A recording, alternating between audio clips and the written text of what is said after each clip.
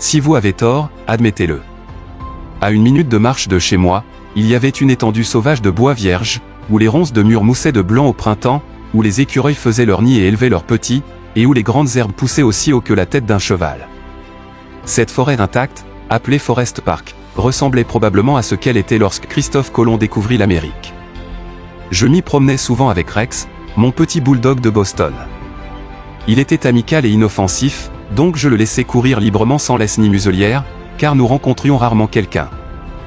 Un jour cependant, nous avons croisé un policier à cheval, désireux de montrer son autorité. « Que voulez-vous dire en laissant ce chien se promener sans muselière et sans laisse » m'a-t-il réprimandé. « Ne savez-vous pas que c'est contre la loi ?»« Oui, je le sais » ai-je répondu doucement, mais je ne pensais pas qu'il causerait de problème ici. « Vous ne pensiez pas ? La loi ne se soucie pas de ce que vous pensez. Ce chien pourrait tuer un écureuil ou mordre un enfant. Je vous laisse tranquille cette fois-ci, mais si je le surprends de nouveau ici sans muselière et sans laisse, vous devrez en répondre devant le juge. » J'ai humblement promis de me conformer et je l'ai fait, pendant un certain temps. Mais Rex n'aimait pas la muselière, et moi non plus.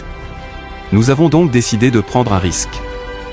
Tout allait bien pendant un moment, jusqu'à un après-midi où, en courant sur une colline, à ma grande surprise, je vis le même policier.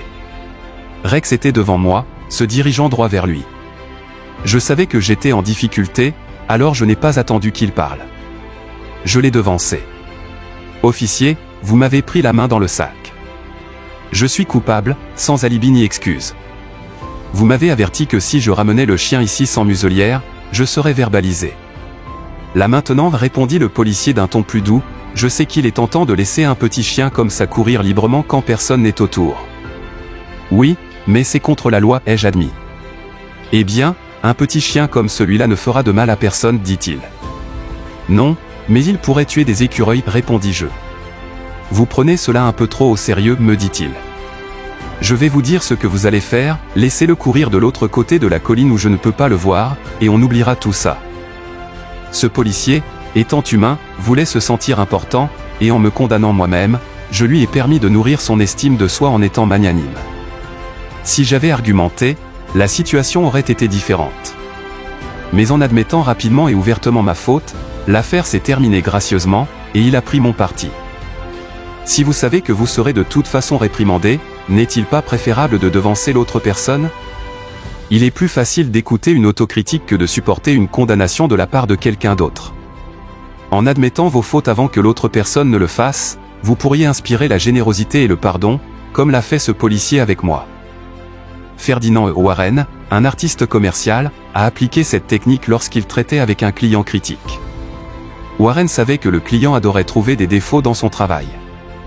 Un jour, après avoir livré un travail urgent, le client l'a convoqué, furieux à cause d'une erreur. Au lieu de se défendre, Warren a dit « Si vous avez raison, je suis en faute. Il n'y a aucune excuse pour ma bévue. Je travaille pour vous depuis assez longtemps pour savoir mieux faire. » Le client s'est immédiatement adouci, disant que ce n'était pas une erreur grave. Warren a insisté cependant sur le fait que toute erreur est irritante et a proposé de refaire le travail. Le client a protesté, affirmant que cela n'en valait pas la peine, puis il a loué le travail de Warren, l'a invité à déjeuner et lui a confié une autre commande. En se critiquant lui-même, Warren a désarmé toute opposition chez le client. Il y a une satisfaction à admettre ses erreurs, cela dissipe la tension et résout souvent le problème. Bruce Harvey, d'Albuquerque, au Nouveau-Mexique, a une fois autorisé par erreur le versement du salaire intégral d'un employé en congé maladie. Lorsqu'il s'en est rendu compte, il a informé l'employé qu'il devrait réduire son prochain salaire pour corriger le trop perçu. L'employé, ayant des difficultés financières, a demandé de rembourser progressivement le montant. Harvey savait que son patron serait furieux, alors il a immédiatement admis sa faute. Bien que son patron ait initialement blâmé d'autres personnes, Harvey a insisté sur le fait que c'était son erreur. Finalement, son patron a reconnu son aveu et lui a dit de régler la situation, tout en respectant davantage Harvey par la suite. Admettre ses erreurs au lieu de les défendre nous élève et nous gagne le respect. Par exemple, le général Robert E. Lee est reconnu pour avoir pris l'entière responsabilité de l'échec de la charge de Pickett à Gettysburg. Malgré plusieurs excuses valables, Lee a rencontré ses troupes défaites et a déclaré « Tout ceci est de ma faute ».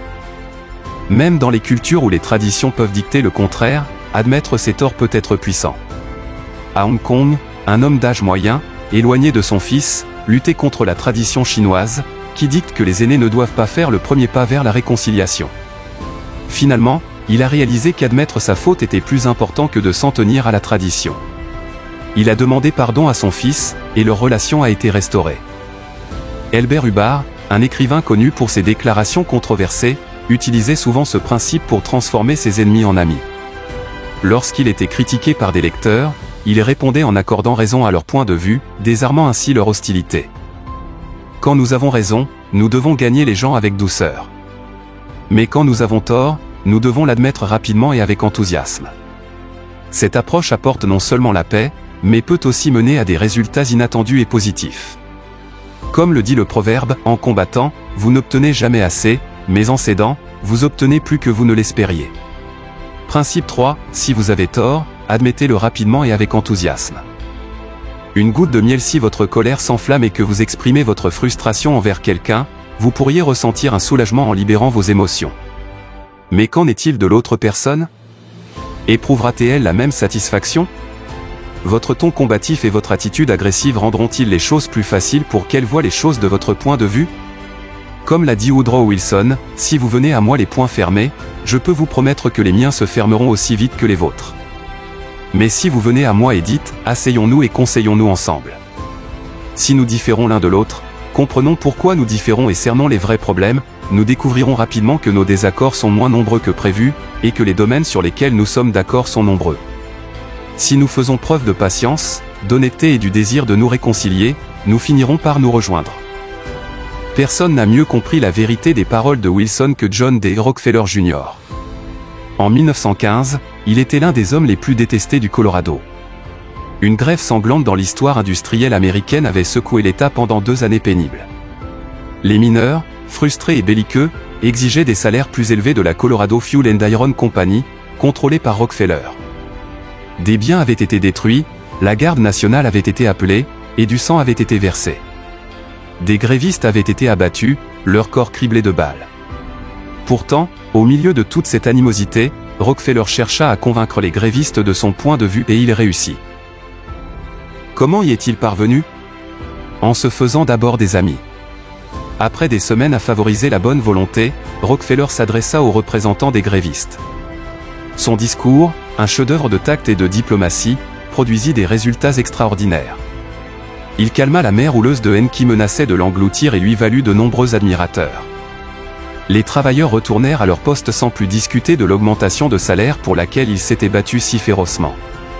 L'ouverture de ce discours illustre son approche douce et amicale. Il parla aux grévistes des hommes qui, quelques jours plus tôt, réclamaient sa mort comme s'ils étaient des amis de confiance. Son discours était rempli d'expressions amicales telles que « Je suis fier d'être ici, ayant visité vos foyers » et « Nous nous rencontrons non pas en tant qu'étrangers, mais en tant qu'amis ». Imaginez si Rockefeller avait abordé ces hommes différemment. Et s'il leur avait jeté à la figure des faits froids et durs, sapé leur lutte et leur dit qu'ils avaient tort? Que se serait-il passé? Plus de colère, plus de haine, plus de chaos. Si le cœur de quelqu'un est rempli de discorde envers vous, aucune logique ne le convaincra.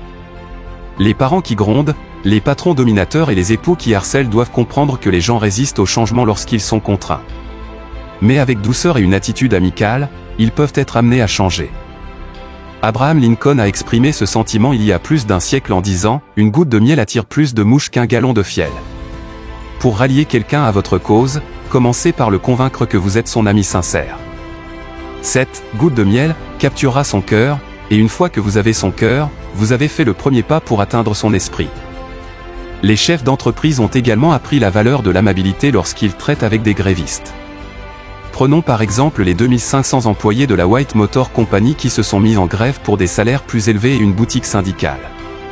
Robert F. Black, alors président de la société, n'a pas réagi avec colère. Au lieu de cela, il a félicité les travailleurs pour la manière pacifique dont ils avaient cessé de travailler. Il leur a même fourni des équipements de baseball pour jouer sur des terrains vacants et a loué une piste de bowling pour ceux qui le préféraient.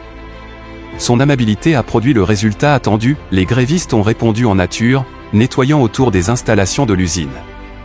Une telle scène était inédite dans l'histoire des conflits sociaux américains.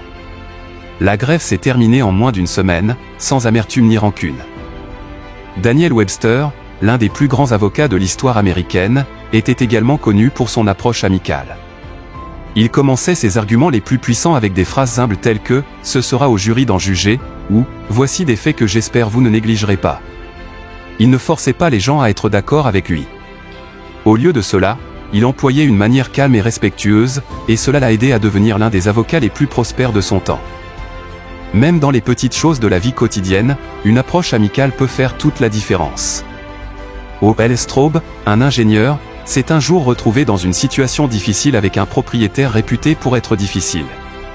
Plutôt que de confronter le propriétaire avec des exigences, Straub le complimenta sur la bonne gestion de l'immeuble.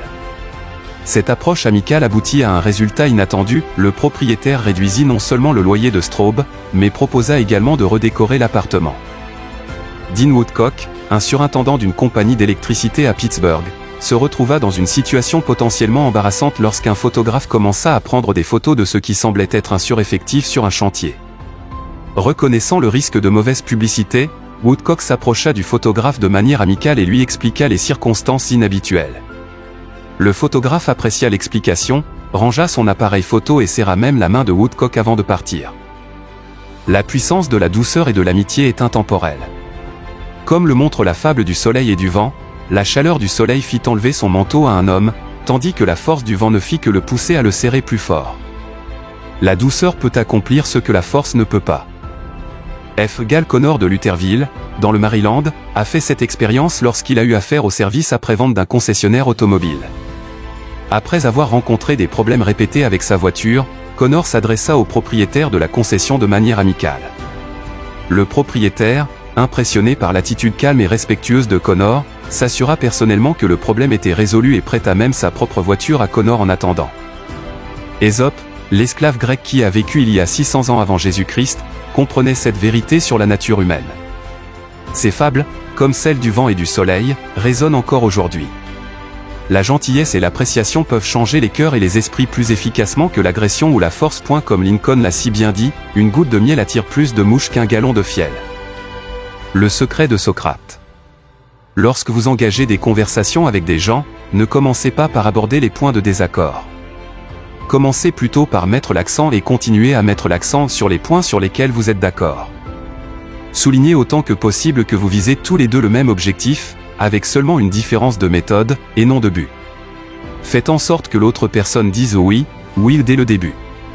Essayez d'éviter que l'autre partie ne dise non. Selon le professeur Overstreet, un non est l'un des obstacles les plus difficiles à surmonter. Lorsque quelqu'un dit non, son orgueil l'incite à rester cohérent. Même si plus tard il estime que dire non était une erreur, son orgueil rend difficile de changer d'avis. Une fois qu'une personne s'est engagée dans une déclaration, elle ressent le besoin de s'y tenir. Il est donc crucial de commencer dans une direction affirmative. Harry A. Overstreet, Influencing Human Behavior, New York, Norton, 1925. Un orateur habile obtiendra plusieurs réponses oui dès le départ.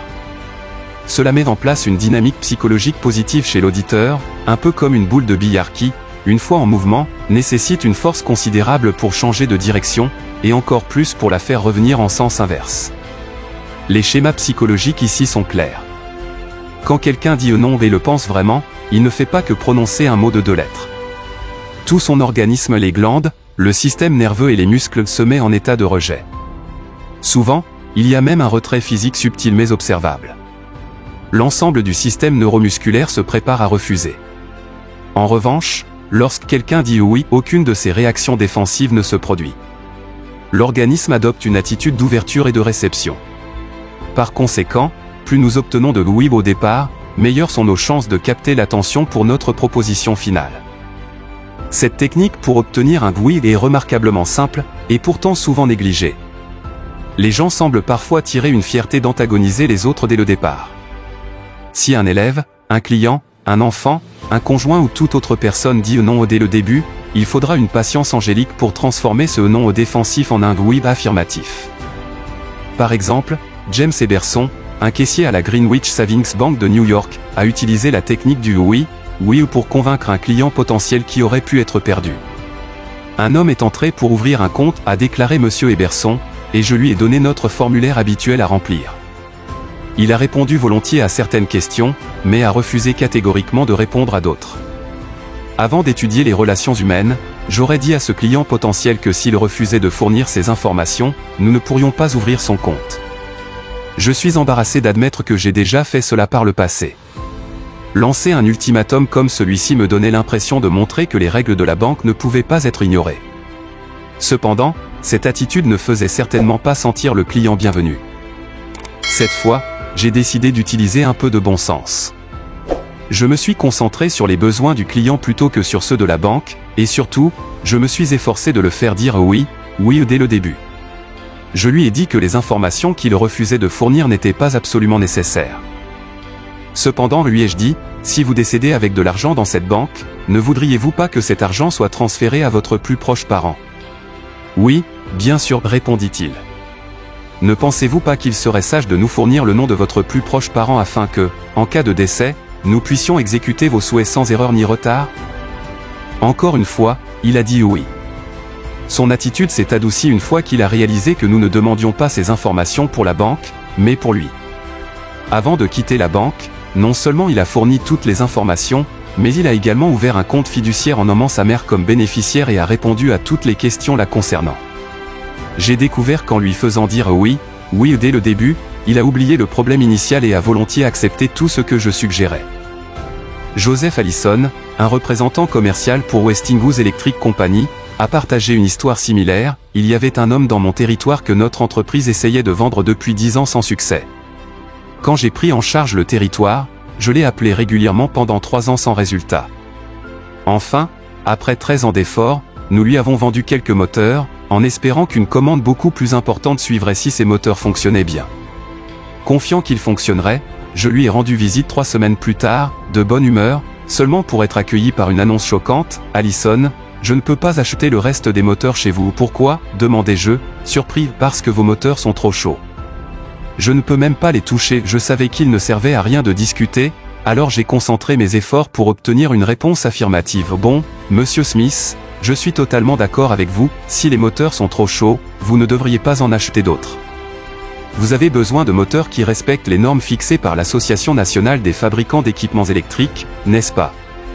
Il a accepté, et j'ai obtenu mon premier oui. Ces normes permettent une température de moteur de 72 degrés Fahrenheit au-dessus de la température ambiante, n'est-ce pas? Encore une fois, il a dit oui. Mais vos moteurs sont plus chauds, a-t-il ajouté. J'y n'ai pas discuté. J'ai simplement demandé, quelle est la température de la salle de l'usine? Environ 75 degrés Fahrenheit, a-t-il répondu. Donc, si vous ajoutez 72 degrés à cela, vous obtenez un total de 147 degrés Fahrenheit. Ne vous brûleriez-vous pas la main sous un robinet d'eau chaude à 147 degrés? Encore une fois, il a dû dire oui. Alors, ne serait-il pas judicieux d'éviter de toucher ces moteurs? Il a admis que j'avais raison. Nous avons continué à discuter, et à la fin de la conversation, il a commandé 35 000 $ de moteur pour le mois suivant. Il m'a fallu des années pour comprendre que discuter ne paie pas. Il est bien plus profitable et intéressant de voir les choses du point de vue de l'autre personne et de la faire dire oui. De même, Eddie Snow, qui parraine nos cours à Oakland, en Californie, est devenu un client fidèle d'une boutique parce que le propriétaire lui a fait dire oui. Eddie s'était intéressé au tir à l'arc et avait dépensé beaucoup d'argent en équipement dans un magasin local. Lorsque son frère lui rendit visite, il voulait louer un arc, mais le vendeur lui dit qu'il ne louait pas d'arc. Eddie appela un autre magasin, où un homme poli lui expliqua qu'il ne louait plus d'arc parce que ce n'était pas rentable. Il lui demanda si Eddie avait déjà loué un arc auparavant, ce à quoi Eddie répondit oui. L'homme lui demanda ensuite s'il aimait économiser de l'argent, ce qui bien sûr mena à un autre oui. Il expliqua alors que pour seulement 4,95 $ de plus que le prix de la location, Eddie pouvait acheter un ensemble d'arcs. Eddie convint que c'était une bonne affaire, ce qui le conduisit à l'achat de l'ensemble ainsi que d'autres articles et à devenir un client régulier. Socrate, la mouche du coche d'Athènes, fut l'un des plus grands philosophes de l'histoire. Il ne disait pas aux gens qu'ils avaient tort. Au lieu de cela, sa méthode, connue aujourd'hui sous le nom de méthode socratique, consistait à obtenir une réponse affirmative. Il posait des questions avec lesquelles ses adversaires devaient être d'accord, les amenant à une conclusion qu'ils auraient niée quelques minutes auparavant. La prochaine fois que nous ressentons l'envie de dire à quelqu'un qu'il a tort, rappelons-nous Socrate et posons une question douce pour obtenir une réponse oui, oui. Comme le dit un vieux proverbe chinois plein de sagesse millénaire, celui qui marche doucement va loin. Après 5000 ans d'études de la nature humaine, les Chinois ont en effet accumulé une grande sagesse, celui qui marche doucement va loin. Principe 5, faites en sorte que l'autre personne dise oui, oui immédiatement. La soupape de sécurité dans le traitement des plaintes. La plupart des gens qui essaient de convaincre les autres de leur façon de penser parlent souvent trop eux-mêmes. Au lieu de cela, laissez l'autre personne parler jusqu'au bout. Elle en sait plus sur ses affaires et ses problèmes que vous, alors il est essentiel de lui poser des questions et de la laisser s'exprimer. Si vous vous trouvez en désaccord avec elle, vous pourriez être tenté de l'interrompre, mais évitez cela ou cela peut être dangereux. Elle ne vous écoutera pas tant qu'elle aura encore beaucoup d'idées en tête qui n'ont pas encore été exprimées. Écoutez donc patiemment et avec un esprit ouvert. Soyez sincère dans votre approche et encouragez-les à exprimer pleinement leurs idées. Cette méthode fonctionne-t-elle en affaires? Examinons un cas où cela a été efficace. Un représentant commercial a été contraint d'adopter cette approche. L'un des plus grands fabricants d'automobiles des États-Unis était en train de sélectionner un approvisionnement annuel de tissus d'ameublement. 3 grands fabricants avaient soumis des échantillons de tissus, et les cadres de l'entreprise automobile les avaient inspectés. Chaque fournisseur a reçu un avis indiquant qu'un représentant aurait l'occasion de faire une dernière proposition pour le contrat à une date précise. GBR, un représentant de l'un des fabricants, est arrivé en ville avec une sévère laryngite. Quand ce fut mon tour de rencontrer les cadres, a raconté Monsieur R en relatant l'histoire lors de l'un de mes cours, j'avais complètement perdu ma voix. Je pouvais à peine chuchoter. J'ai été conduit dans une salle où je me suis retrouvé face à face avec l'ingénieur textile, l'agent d'achat, le directeur des ventes et le président de l'entreprise. Je me suis levé et j'ai essayé de parler, mais tout ce que je pouvais émettre était un faible grincement. J'ai écrit sur un bloc-notes, « Messieurs, j'ai perdu ma voix. Je suis sans voix. » Le président a gentiment proposé de parler à ma place. Il a alors présenté mes échantillons et souligné leurs aspects positifs.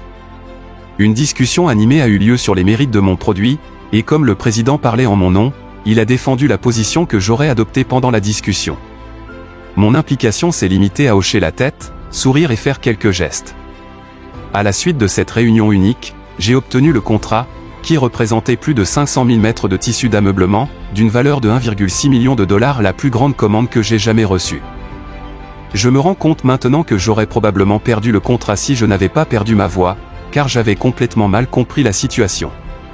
En laissant l'autre personne parler, j'ai accidentellement découvert une stratégie extrêmement efficace. Laisser l'autre personne parler ne s'applique pas seulement en affaires, cela fonctionne aussi dans les relations familiales. Barbara Wilson l'a expérimenté avec sa fille Laurie. Laurie, autrefois une enfant calme et complaisante, était devenue une adolescente rebelle et parfois hostile.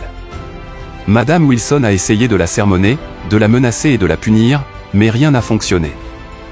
Un jour, a partagé Madame Wilson lors de l'un de nos cours, j'avais tout simplement atteint mon point de rupture. Laurie avait de nouveau désobéi, quittant la maison avant d'avoir terminé ses corvées. Quand elle est revenue, j'étais prête à lui crier dessus une fois de plus, mais j'étais trop épuisé pour le faire. Au lieu de cela, je l'ai juste regardée et je lui ai demandé, « Pourquoi, Laurie, pourquoi ?» À ma grande surprise, Laurie a répondu calmement, « Tu veux vraiment savoir ?» J'ai hoché la tête, et elle a commencé à s'expliquer. D'abord avec hésitation, mais ensuite tout a coulé. J'ai réalisé que je ne l'avais jamais vraiment écoutée. J'étais toujours en train de lui dire quoi faire, et quand elle voulait partager ses pensées ou ses sentiments, je l'interrompais avec encore plus d'instructions. Laurie avait besoin de moi non pas comme une figure d'autorité, mais comme quelqu'un en qui elle pouvait avoir confiance, quelqu'un pour l'aider à comprendre la confusion de grandir. Mais tout ce que j'avais fait était de parler, alors que j'aurais dû l'écouter. À partir de ce jour, j'ai laissé Laurie parler autant qu'elle le souhaitait, et notre relation s'est considérablement améliorée. Elle est redevenue coopérative. La valeur de l'écoute est également cruciale dans les contextes professionnels. Par exemple, une grande annonce est parue dans un journal de New York, recherchant une personne avec des capacités et une expérience exceptionnelles. Charles T. Cubelli a répondu à l'annonce, envoyant sa réponse à un numéro de boîte postale. Peu de temps après, il a été invité à un entretien. Avant de se présenter, il a passé des heures à se renseigner sur le fondateur de l'entreprise. Lors de l'entretien, Cubelli a commenté « Je serais extrêmement fier de faire partie d'une organisation avec une histoire comme la vôtre. Je comprends que vous avez démarré l'entreprise il y a 28 ans avec juste un bureau et une sténodactylo. Est-ce vrai ? Presque toutes les personnes qui réussissent aiment se remémorer leurs débuts difficiles, et cet employeur ne faisait pas exception. Il a longuement parlé de la manière dont il avait commencé avec seulement $450 et une idée, comment il avait affronté le découragement et le ridicule, travaillant de longues heures même les dimanches et les jours fériés avant de finalement triompher contre toute attente. Aujourd'hui, certains des cadres les plus importants de Wall Street venaient à lui pour obtenir des conseils. Il était à juste titre fier de ses réalisations et il se réjouissait de l'occasion de raconter son histoire. L'employeur a posé à Cubelli seulement quelques brèves questions sur son expérience avant d'appeler un de ses vice-présidents et de dire « Je pense que c'est la personne que nous recherchons ». Cubelli avait pris le temps de montrer son intérêt pour le parcours de l'autre personne, l'encourageant à parler, ce qui a finalement laissé une impression favorable. Roy G. Bradley, de Sacramento, Californie, s'est retrouvé dans une situation où l'écoute l'a aidé à recruter un candidat prometteur. L'entreprise de Bradley était petite et ne pouvait pas offrir beaucoup d'avantages que les grandes entreprises pouvaient, comme l'assurance maladie ou les pensions. Cependant, Richard Pryor, un candidat potentiel à un poste de vente, avait l'expérience recherchée.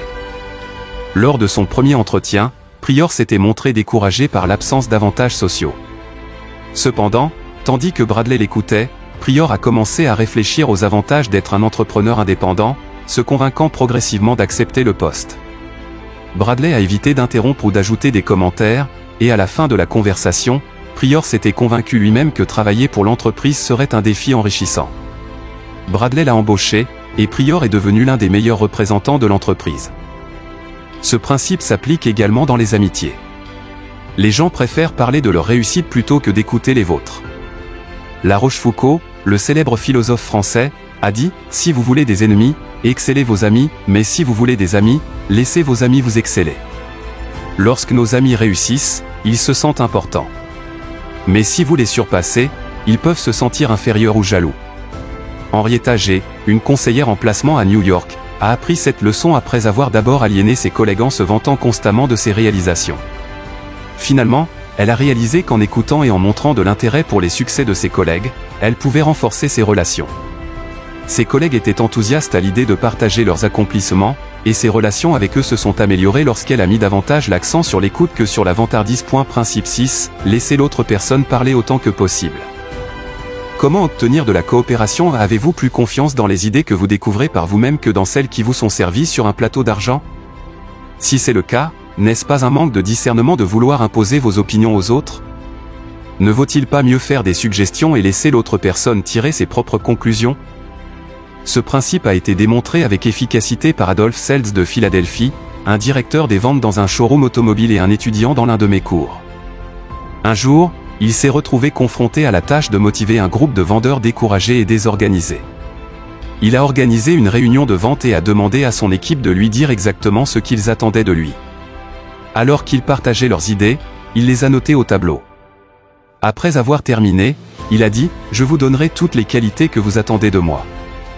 Maintenant, je veux que vous me disiez ce que j'ai le droit d'attendre de vous. » Les réponses ont été rapides, loyauté, honnêteté, initiative, optimisme, travail d'équipe et 8 heures de travail enthousiaste chaque jour. La réunion s'est terminée sur une note positive, avec un regain de courage et d'inspiration. Un vendeur a même proposé de travailler 14 heures par jour. Plus tard, Monsieur Seltz m'a dit que l'augmentation des ventes était phénoménale. Les gens avaient passé un genre de contrat moral avec moi, a-t-il dit, et tant que je respectais ma part du contrat, ils étaient déterminés à respecter la leur. Les consulter sur leurs désirs était le coup de pouce dont ils avaient besoin. Personne n'aime avoir l'impression qu'on lui vend quelque chose ou qu'on lui dit quoi faire. Nous préférons avoir l'impression que nous prenons nos propres décisions ou que nous agissons selon nos propres idées. Nous aimons être consultés sur nos pensées, nos souhaits et nos désirs. Prenons le cas d'Eugène Wesson, qui a perdu des milliers de dollars en commission avant d'apprendre cette vérité. Wesson vendait des croquis pour un studio qui créait des motifs pour les stylistes et les fabricants de textiles. Pendant 3 ans, il a rendu visite à l'un des stylistes les plus influents de New York une fois par semaine. Le styliste examinait toujours ses croquis avec attention mais n'achetait jamais rien. Il n'a jamais refusé de me voir, a dit Wesson, mais il n'a jamais acheté.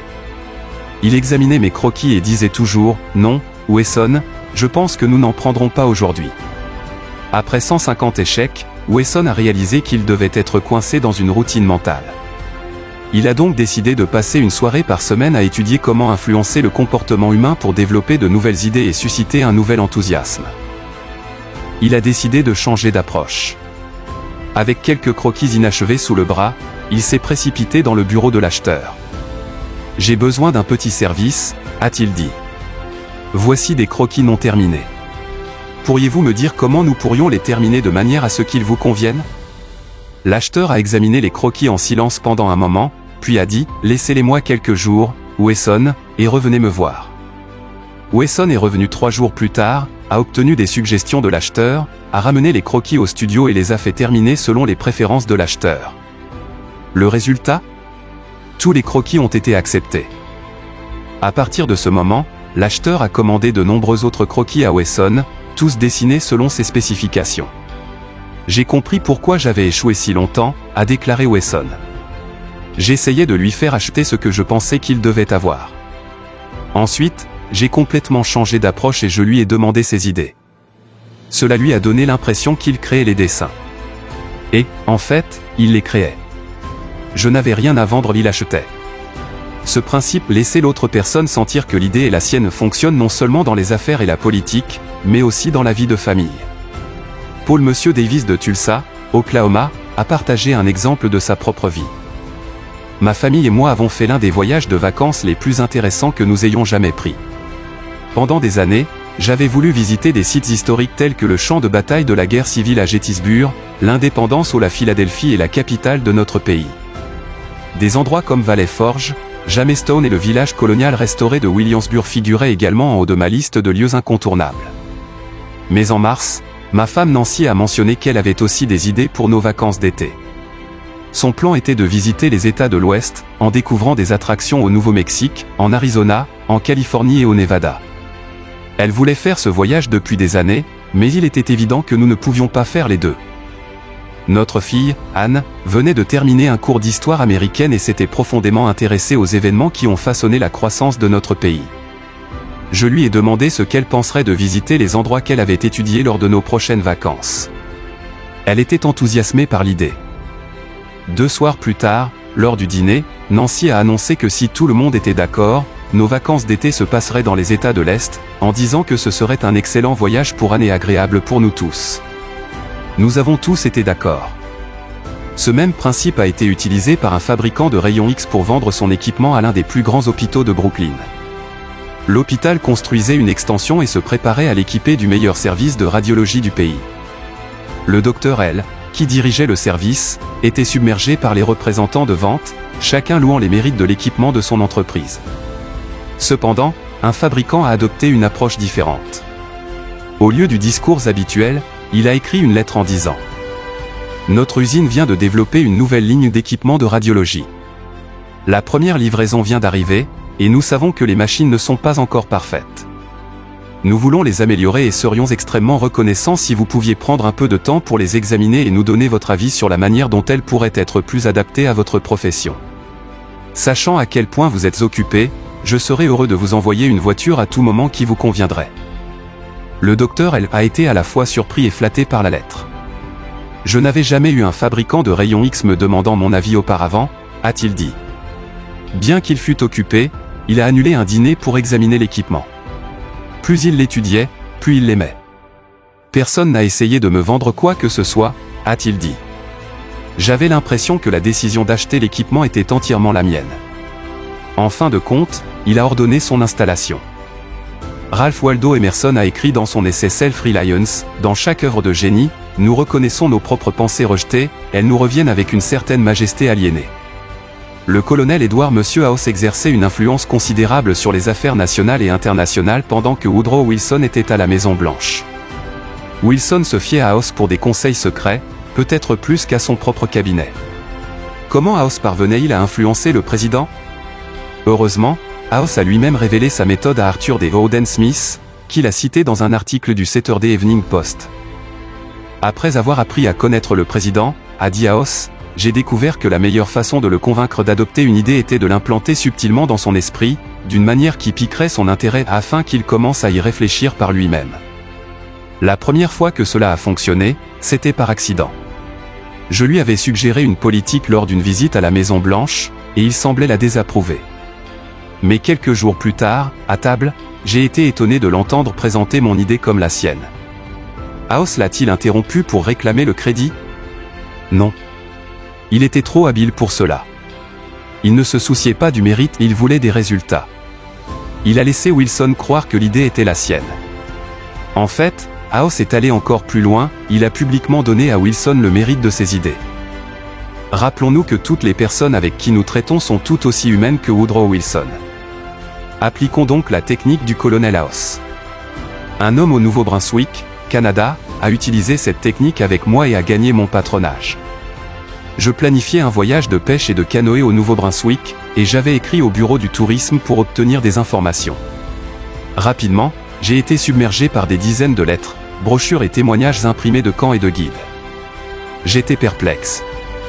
Je ne savais pas lequel choisir.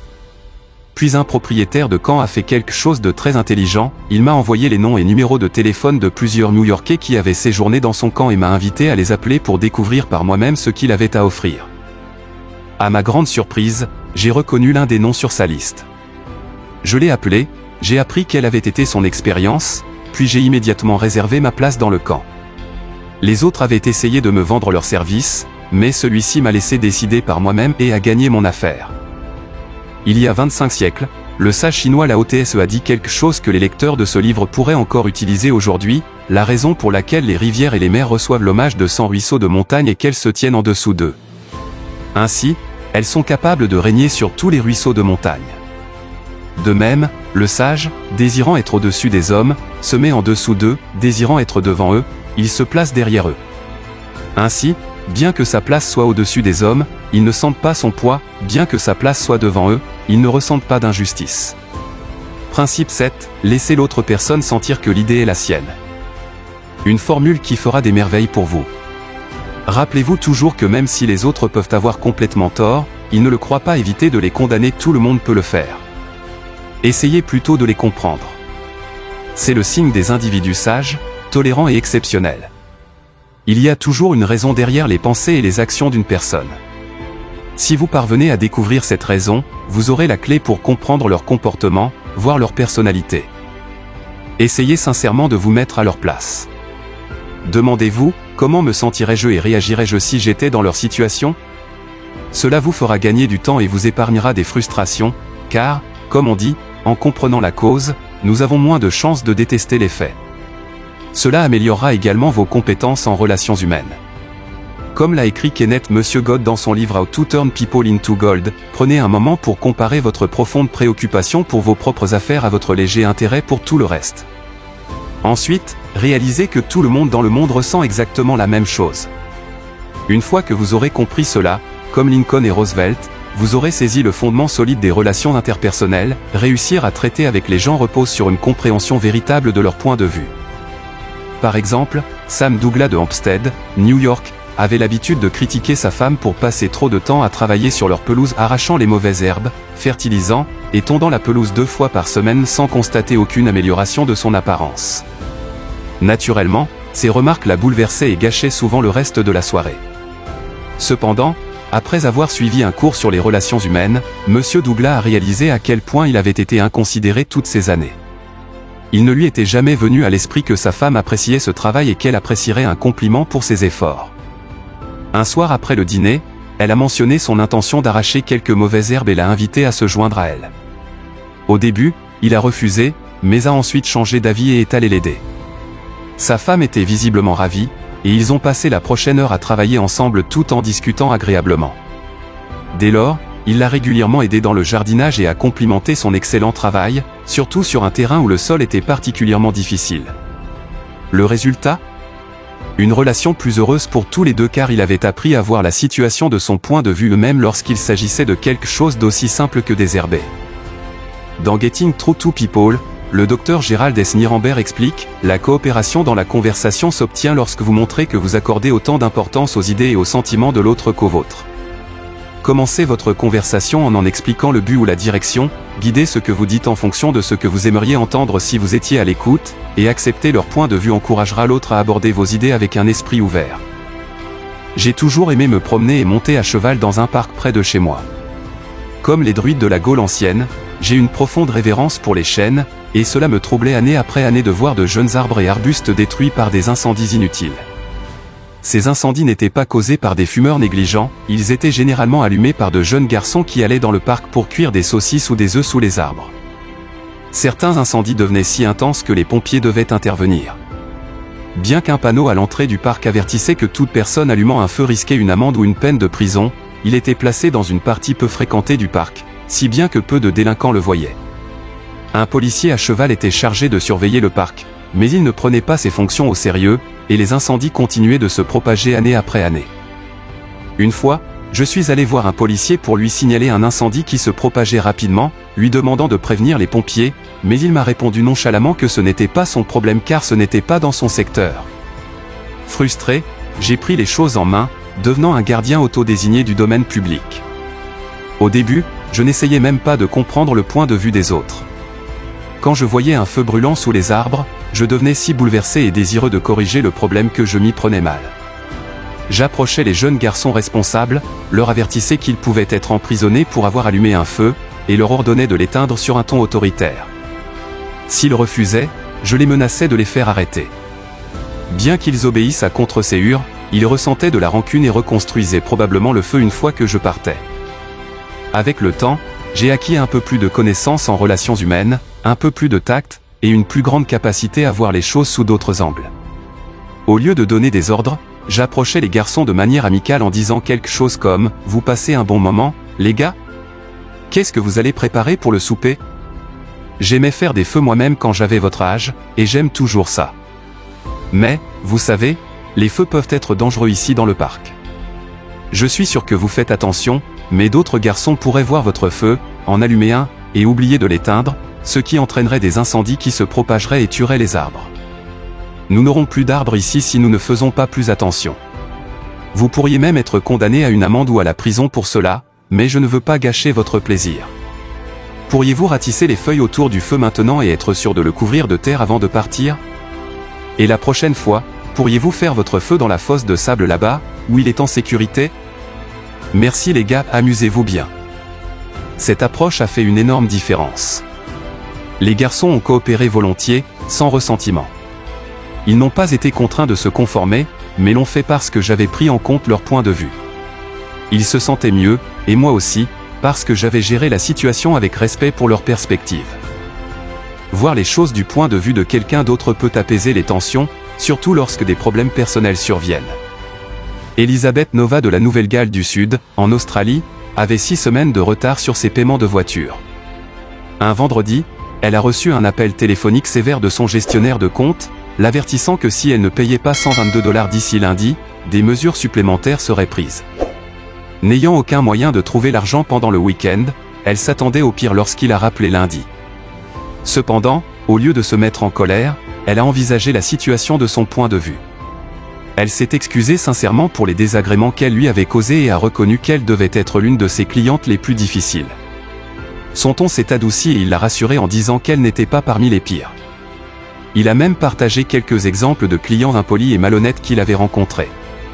Elisabeth a écouté patiemment, et sans aucune suggestion de sa part, il lui a proposé un plan de paiement plus facile, lui permettant de payer $20 d'ici la fin du mois et le reste quand cela lui conviendrait. Avant de demander à quelqu'un de faire quelque chose, que ce soit d'éteindre un feu, d'acheter votre produit ou de contribuer à une œuvre de charité, prenez un moment pour réfléchir à son point de vue. Demandez-vous, pourquoi voudrait-il le faire ? Cela prend du temps, mais cela permet d'éviter de se faire des ennemis et d'obtenir de meilleurs résultats avec moins de friction. Comme l'a dit Dean Donham de la Harvard Business School, je préfère passer 2 heures à marcher devant le bureau de quelqu'un avant un entretien, plutôt que d'y entrer sans une idée claire de ce que je vais dire et de ce à quoi cette personne, d'après ce que je sais de ses intérêts et de ses motivations, est susceptible de répondre. Si vous ne tirez qu'une seule leçon de ce texte, que ce soit celle-ci, développez l'habitude de voir les choses du point de vue de l'autre. Cette pratique pourrait devenir l'une des pierres angulaires de votre carrière. Principe 8, essayez sincèrement de voir les choses du point de vue de l'autre. ce que tout le monde veut. Ne voudriez-vous pas avoir une phrase magique qui mettrait fin aux disputes, éliminerait les ressentiments, créerait de la bonne volonté, et ferait en sorte que l'autre personne vous écoute attentivement? La bonne nouvelle, c'est qu'il existe une telle phrase, je ne vous blâme pas du tout de ressentir ce que vous ressentez. Si j'étais à votre place, je ressentirais sans aucun doute la même chose. Cette réponse peut adoucir même l'individu le plus obstiné. Et vous pouvez la prononcer avec une sincérité absolue, car si vous étiez dans la peau de l'autre personne, avec son passé, ses expériences et sa mentalité, vous ressentiriez exactement la même chose. Prenons l'exemple d'Al Capone. Supposons que vous ayez hérité du même corps, tempérament et esprit qu'Al Capone. Supposons que vous ayez vécu dans son environnement et reçu son éducation. Vous seriez alors exactement ce qu'il était, et où il était. Ce sont ces éléments et uniquement ces éléments qui ont fait de lui ce qu'il était. La seule raison pour laquelle vous n'êtes pas un serpent à sonnette, par exemple, c'est que vos parents n'étaient pas des serpents à sonnette. Nous méritons très peu de crédit pour ce que nous sommes, et de même, les personnes qui viennent à vous en étant irritées, biaisées ou irrationnelles, méritent très peu de discrédit pour ce qu'elles sont. Ayez de la compassion pour elles. Ayez pitié d'elles. Sympathisez avec elles. Dites-vous, là, mais pour la grâce de Dieu, je serai à leur place. Les 3/4 des personnes que vous rencontrerez ont soif de sympathie. Donnez-leur, et elles vous aimeront. Un jour, j'ai donné une émission sur Louisa May Alcott, l'auteure de Little Women. Naturellement, je savais qu'elle avait vécu et écrit ses livres bien-aimés à Concord, Massachusetts. Mais, sans réfléchir, j'ai mentionné avoir visité son ancienne maison à Concord, New Hampshire. Si j'avais fait l'erreur une seule fois, elle aurait pu être pardonnée.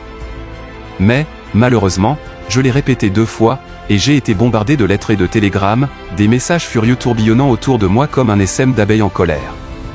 Certains étaient indignés, et quelques-uns étaient insultants. Une lettre en particulier provenait d'une dame coloniale qui avait grandi à Concord, Massachusetts, et qui vivait à Philadelphie. Elle a déchaîné sa fureur sur moi, écrivant comme si j'avais accusé mademoiselle Alcott d'être une cannibale de Nouvelle-Guinée. En lisant la lettre, je me suis dit, Dieu merci, je ne suis pas marié à cette femme. J'ai eu l'envie de lui répondre et de lui dire que, bien que j'ai fait une erreur géographique, elle avait fait une erreur encore plus grande en matière de courtoisie. C'était censé être ma phrase d'ouverture. Ensuite, je comptais vraiment lui dire ce que je pensais. Mais je ne l'ai pas fait. Je me suis maîtrisé, réalisant que n'importe quel idiot impulsif pourrait faire cela. Je voulais être au-dessus des imbéciles. J'ai donc décidé d'essayer de transformer son hostilité en amitié. Je me suis dit, si j'étais à sa place, je ressentirais probablement la même chose. J'ai donc décidé de sympathiser avec son point de vue. La prochaine fois que je me suis rendu à Philadelphie, je l'ai appelée. Notre conversation a été la suivante, moi, madame, non, vous m'avez écrit une lettre il y a quelques semaines, et je tenais à vous en remercier. Elle, d'un ton tranchant et cultivé, à qui ai-je l'honneur de parler? Moi, je suis un étranger pour vous. Mon nom est Dale Carnegie. Vous avez écouté une émission que j'ai donnée sur Louisa May Alcott il y a quelques dimanches, et j'ai commis l'erreur impardonnable de dire qu'elle avait vécu à Concord, New Hampshire. C'était une énorme bêtise, et je m'excuse. C'était très gentil de votre part de prendre le temps de m'écrire. Elle, je suis désolé, monsieur Carnegie, d'avoir écrit ce que j'ai écrit. J'ai perdu mon sang-froid, et je dois m'excuser. Moi, non, non. Ce n'est pas à vous de vous excuser, c'est à moi. N'importe quel écolier aurait su qu'il ne fallait pas dire ce que j'ai dit. Je me suis excusé à la radio le dimanche suivant, et je tiens à m'excuser personnellement auprès de vous maintenant. En sympathisant avec son point de vue et en m'excusant, elle a commencé à s'excuser et à sympathiser avec le mien. J'ai eu la satisfaction de contrôler ma colère, de rendre la gentillesse pour une insulte, et d'obtenir finalement son amitié. J'ai tiré infiniment plus de plaisir en la faisant m'apprécier qu'en lui disant d'aller se jeter dans la rivière Schuylkill. Chaque président est confronté presque quotidiennement à des problèmes épineux en matière de relations humaines.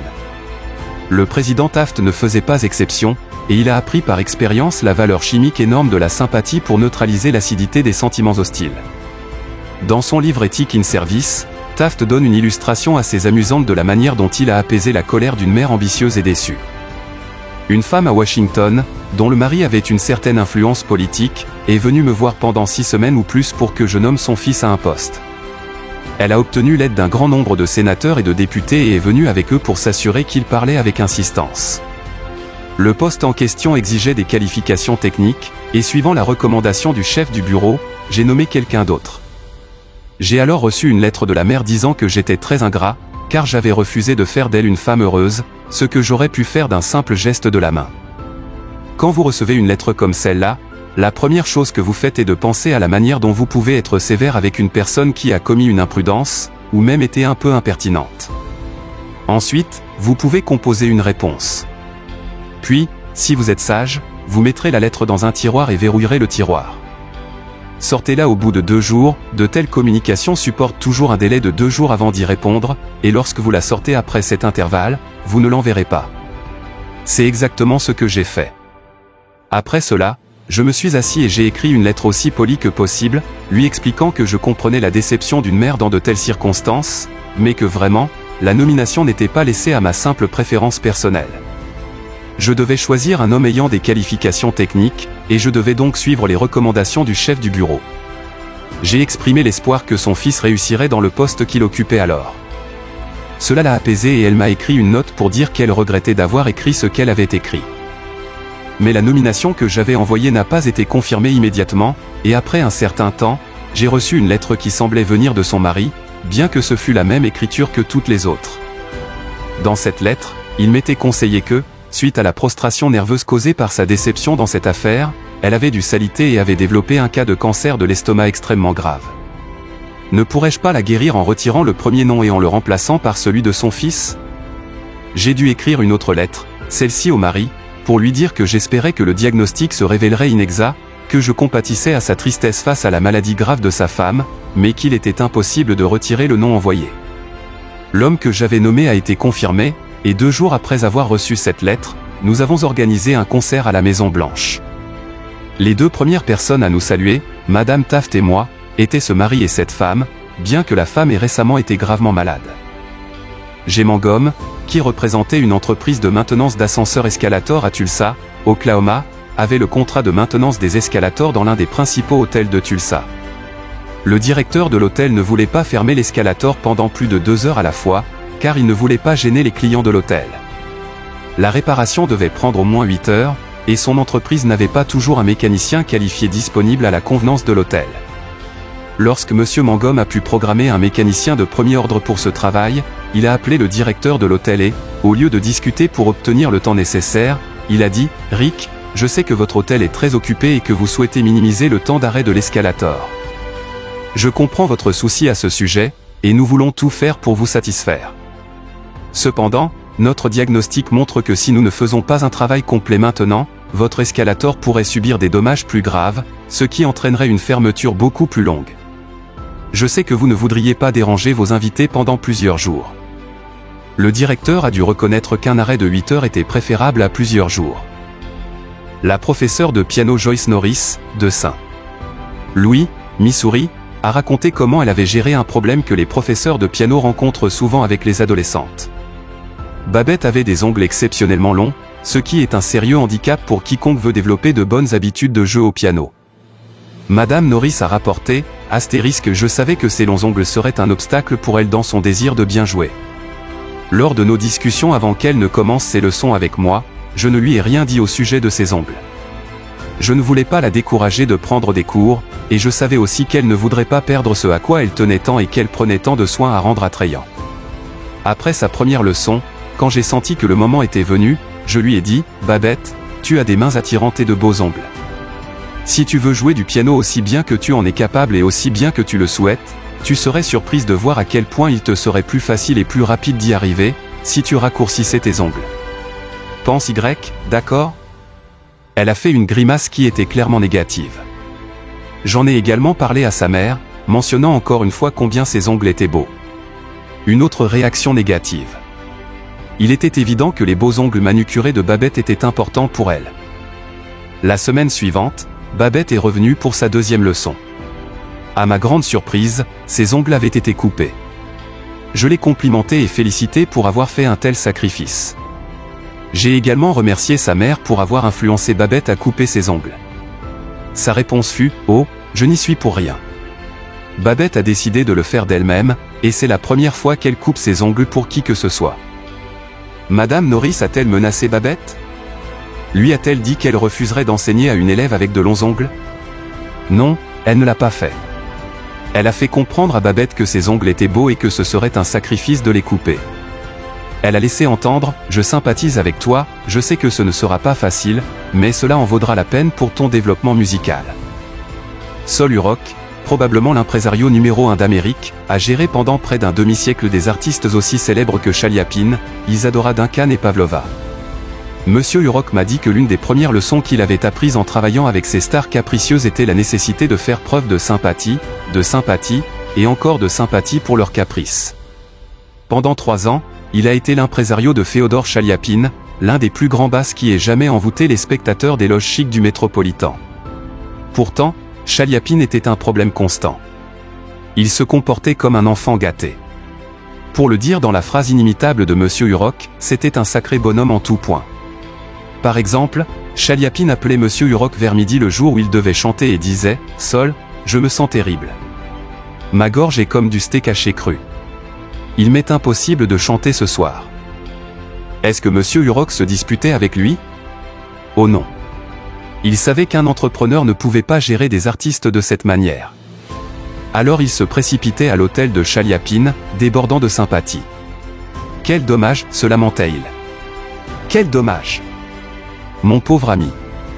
Bien sûr, tu ne peux pas chanter. Je vais annuler l'engagement immédiatement. Cela te coûtera seulement quelques milliers de dollars, mais c'est rien comparé à ta réputation. » Chaliapine soupirait alors et disait « Peut-être que tu devrais revenir plus tard dans la journée. Reviens à 5 heures et vois comment je me sens alors. » À 5 heures, Monsieur Hurock se précipitait de nouveau à son hôtel, débordant de sympathie. Encore une fois, il insistait pour annuler l'engagement et encore une fois, Chaliapine soupirait et disait « Eh bien, peut-être que tu devrais revenir me voir plus tard. Je pourrais aller mieux d'ici là. » À 7h30, la grande basse consentait à chanter, à condition que Monsieur Hurock monte sur la scène du Métropolitan et annonce que Chaliapine avait un très mauvais rhume et qu'il n'était pas en voix. Monsieur Hurock mentait et disait qu'il le ferait, car il savait que c'était le seul moyen de faire sortir le basso sur scène. Le docteur Arthur E. Gates a écrit dans son excellent livre éducational Psychologie, « La sympathie est un besoin universellement ressenti par l'espèce humaine. L'enfant montre volontiers ses blessures, ou s'inflige même une coupure ou une contusion pour obtenir une abondante sympathie. Pour la même raison, les adultes montrent leurs contusions, racontent leurs accidents, leurs maladies, en particulier les détails des opérations chirurgicales. La pitié de soi ou pour des malheurs réels ou imaginaires est, dans une certaine mesure, une pratique pratiquement universelle. Donc, si vous voulez convaincre les gens de votre façon de penser, mettez en pratique, principe 9, soyez sympathique aux idées et aux désirs de l'autre personne.